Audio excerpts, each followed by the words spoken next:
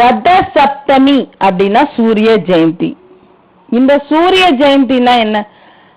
சூரியன் தன்னோட ரதத்துல ஏறி ரதத்தை மாற்றிய தினம்.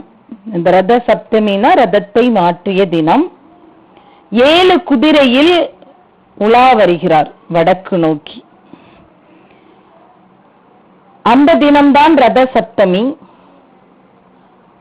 ரத சப்தமி அப்படின்னாலே நமக்கு எல்லா பெருமாள் கோயிலும் ஞாபகம் வரும்.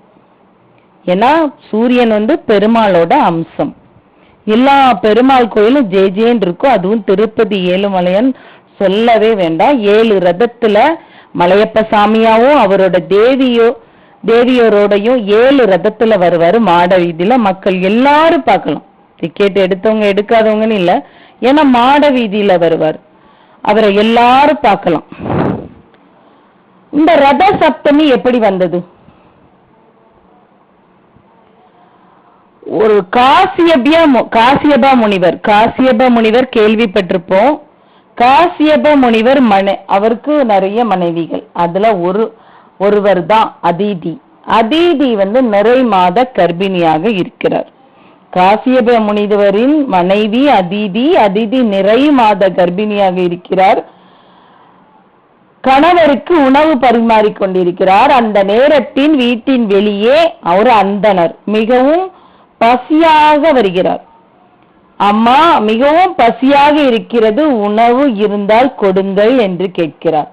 நிறை மாத கர்ப்பிணி, கணவருக்கு உணவு வேறு பரிமாறிக்கொண்டிருப்பவள், வேகமாக எழுந்து வர முடியாத நிலைமை. மெதுவாக எழும்பி வருகிறாள். அப்போது அந்த நந்தனர் கோபமடைகிறார்.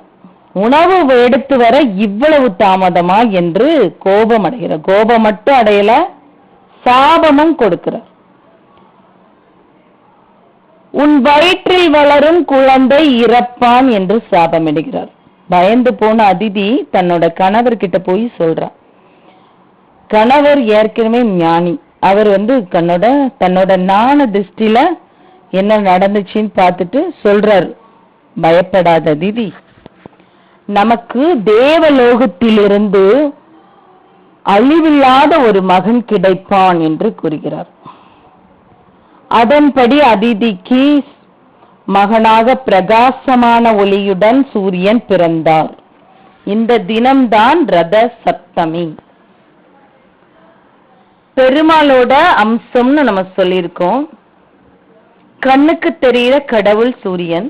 அதனால ரத சப்தமி அன்னைக்கு மட்டும் இல்லாம தினமும் காலையில அதிகாலையில குளித்து விட்டு, சூரியன் உதயத்திற்கு முன்பு குளித்து விட்டு சூரியனை நோக்கி நின்று கையெடுத்து வணங்கி, அப்பா, ஏன்னா நமக்கெல்லாம் தந்தையானவர் அவர், நம்முடைய கண்ணுக்கு தெரியக்கூடியவர், அவரிடம் வேண்டிக் கொண்டால் நாமும் நமது சந்ததியர்களும் மிகவும் ஒளியுடன் வாழ்வாங்கு வாழ்வார்கள்.